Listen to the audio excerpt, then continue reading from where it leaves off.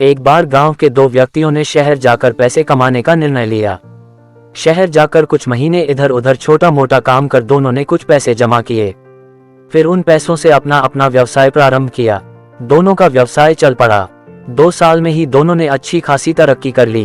व्यवसाय को फलता फूलता देख पहले व्यक्ति ने सोचा कि अब तो मेरे काम चल पड़ा है, अब तो मैं तरक्की की सीढ़ियां चढ़ता चला जाऊंगा।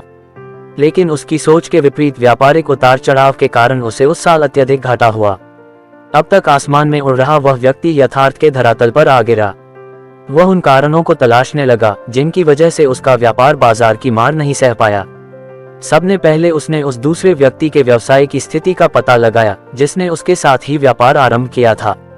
वह यह जानकर हैरान रह गया कि इस उतार चढ़ाव और मंदी के दौर में भी उसका व्यवसाय मुनाफे में है। उसने तुरंत उसके पास जाकर इसका कारण जानने का निर्णय लिया।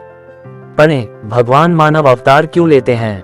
अकबर बीरबल की कहानी। अगले ही दिन वह दूसरे व्यक्ति के पास पहुंचा। दूसरे व्यक्ति ने उसका खूब आदर सत्कार किया और उसके आने का कारण पूछा। तब पहला व्यक्ति बोला, दोस्त, इस वर्ष मेरा व्यवसाय बाजार की मार नहीं झेल पाया, बहुत घाटा झेलना पड़ा। तुम भी तो इसी व्यवसाय में हो, तुमने ऐसा क्या किया कि इस उतार चढ़ाव के दौर में भी तुमने मुनाफा कमाया? यह बात सुन दूसरा व्यक्ति बोला, भाई, मैं तो बस सीखता जा रहा हूँ, अपनी गलती से भी और साथ ही दूसरों की गलतियों से भी। जो समस्या सामने आती है उसमें से भी सीख लेता हूँ, इसलिए जब दोबारा वैसी समस्या सामने आती है तो उसका सामना अच्छे से कर पाता हूँ और उसके कारण मुझे नुकसान नहीं उठाना पड़ता। बस ये सीखने की प्रवृत्ति ही है जो मुझे जीवन में आगे बढ़ाती जा रही है। दूसरे व्यक्ति की बात सुनकर पहले व्यक्ति को अपनी भूल का एहसास हुआ। सफलता के मद में वो अति आत्मविश्वास से भर उठा था और सीखना छोड़ दिया था। वह यह प्रण कर वापस लौटा कि कभी सीखना नहीं छोड़ेगा। उसके बाद उसने कभी पीछे मुड़कर नहीं देखा और तरक्की की सीढ़ियां चढ़ता चला गया।